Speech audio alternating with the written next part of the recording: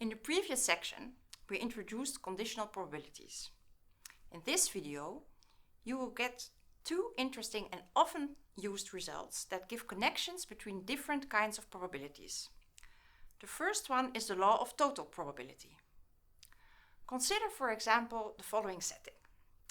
My friend collects dice, but not only regular six-sided ones. She shows me a box in which there are 5 four-sided dice, 9 six-sided dice, and 10 20-sided dice. These 24 dice are all fair. For each die, all outcomes have equal probabilities.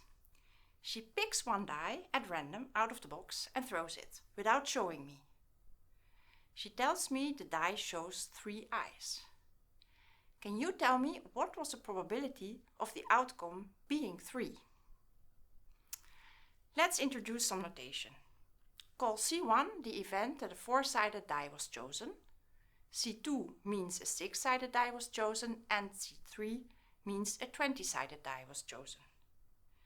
Do you notice something particular about the C events? Well, they are all disjoint. C1 and C2 cannot both occur, for instance. And together, they cover the whole sample space, or mathematically formulated, their union is the entire sample space. This means you can consider those C events as the only possible cases. Whatever happens, you end up in one and exactly one of those C events. The events C1, C2 and C3 are then set to form a partition of the sample space. Now let's look at which probabilities you have been given. Feel free to pause the video and think about which probabilities you can obtain from the example and how to write them down correctly. From the number of dice, you find that the probability of C1 is 5 in 24. The probability of C2 is 9 in 24, and the probability of C3 is 10 in 24. Moreover, you know the probabilities of throwing a 3 once you know which die has been chosen. Aha!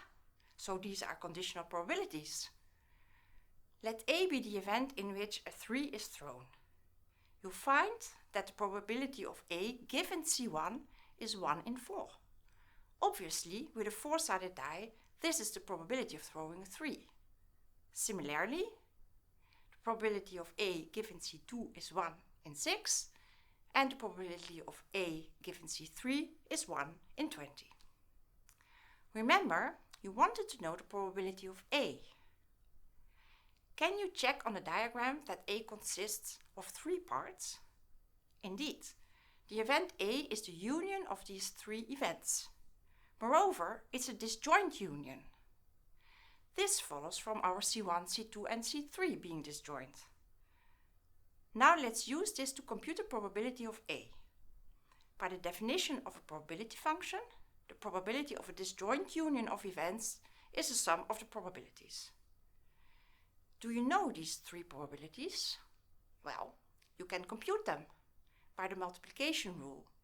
You can rewrite each intersection probability as a product of a probability and a conditional probability. You know all these probabilities. A quick computation shows that the probability of throwing a 3, P of A, is equal to 13 in 96, which is approximately 0.135.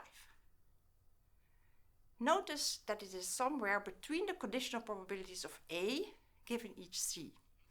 Those were 1 in 4, so a quarter, 1 in 6, so 0.17 approximately, and 1 in 20, so 0.05. In fact, you can interpret this P of A as a weighted average of those conditional probabilities.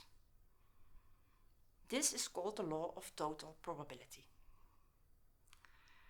There was nothing special about the situation in which we had 3 cases. So you can write down the expression for M cases. This result is very often used when there are only 2 cases. It is exactly the same, but it looks a bit different. If C1 and C2 have to be disjoint, their union is the entire omega. Then how are they related? Right, they are each other's complement. So we can call them C and the complement of C, giving this formula. In the exercises, you will see that this situation occurs quite often in real-life situations.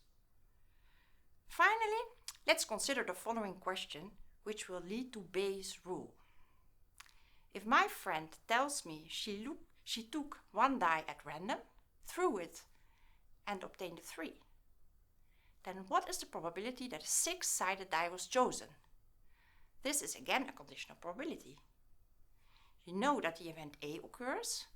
What is the probability of event C2? So it is P of C2 given A. Let's try to compute this. Firstly, you can use the definition of conditional probability.